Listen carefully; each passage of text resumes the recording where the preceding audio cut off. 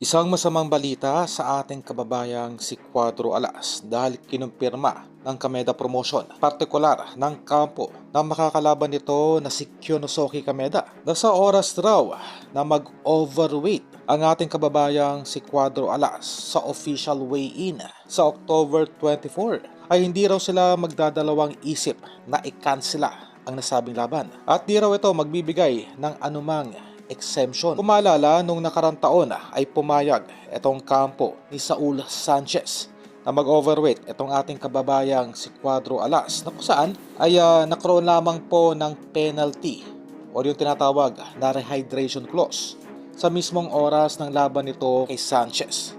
At taliwas ngayon dito sa banta ng kampo nitong si Kameda na hindi raw sila makikipag-negotiate sa oras na mag-overweight maski ng isang taon itong si Cuadro Alas. Well, marahil ay nakita nitong si Kyonosuke Kameda ang bangis ng ating kababayang si Cuadro Alas sa naging huling laban nito noong nakaraang taon.